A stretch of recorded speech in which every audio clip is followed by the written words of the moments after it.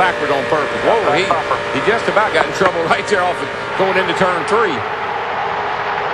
He and I believe that's Todd Bodine, or here it goes. Trouble. Car. Hard in the wall goes Mike Wallace. Scoots across into the grass, and half the field goes to pit road to take evasive action as the caution flag flies for the 3rd time in just 17 laps. We do have a pit road speed, but when something like this happens, it don't matter. They're doing what they need to do to try to stay out of trouble. You almost could see that starting to happen way back in turn 4. This is like deja vu all over again as far as I'm concerned. The wrecks here are. The hits just keep on coming, guys. Watch the white 33 of Mike Wallace. White with a blue roof in the outside lane. That 31 car is really probably what caused this problem. Dale Earnhardt Jr. in 8 just slides up in front of him. People are having to slow down and take evasive action because there's a car up there high trying to get back in line. Somebody checks up just a little bit and you get tapped from behind. And as the field accordion, it'll look like Steve Park got into the back of Mike Wallace and turned him around.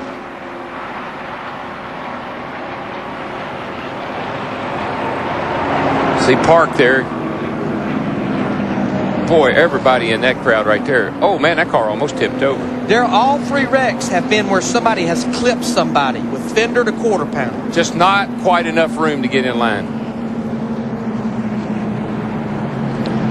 Let's watch it with Fox Tracks to show Mike Wallace's speed. 184 miles an hour, slowing down just a little bit right here as he pulls up on the back of Sterling Marlin.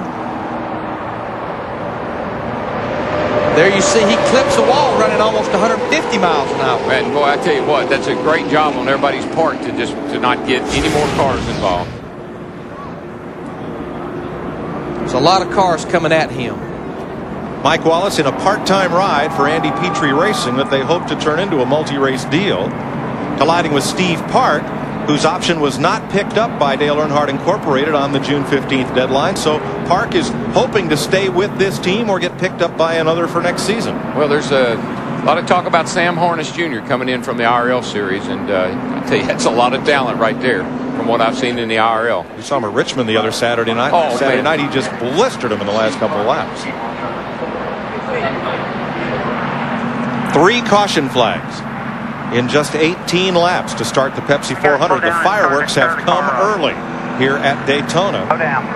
I still think some of the problems on these guys clipping each other, and we've seen that a lot this year, is the big headrest that we run now. The pits are still closed. That's what that flag means. These big headrests, the Hans device, the Hudson's device, I think it's really limiting the amount of peripheral vision that drivers have. A lot of them have little mirrors there now on the side so they can see down the side of the car. And I see a lot of our leaders coming to pit road right here. A little surprised. I know we're on lap 18, but only half of those laps have been run under green, but pretty much the whole field is hitting pit road, Steve Burns.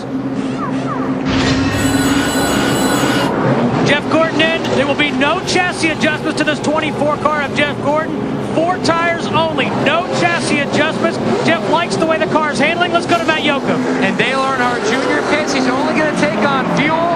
The 88 car of Dale Jarrett pits. He will take on 4 tires, no major adjustments. He only pitted because he was going to wait and see what the 24 did. Jarrett, though, is going to lose a lot of track position. This is the 31, Robbie Gordon. Look, he has that damage right there. I mean, that's what happens on pit road on Daytona. We end up with 35 to 40 cars on pit road at one time. And they can't work on it right there because they're not in their pit stall. There's obviously the car that he got into, Todd Bodine, in the 26. They're pitting right behind each other, right next to each other. You know, if this was happening at the end of the race, I could understand it. But everybody's racing like this a 10-lapper. A lot of damage to Todd Bodine's Ford.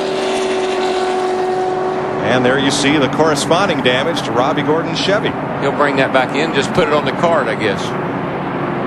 Kurt Busch is also in for an extended stop for left front damage to his Ford.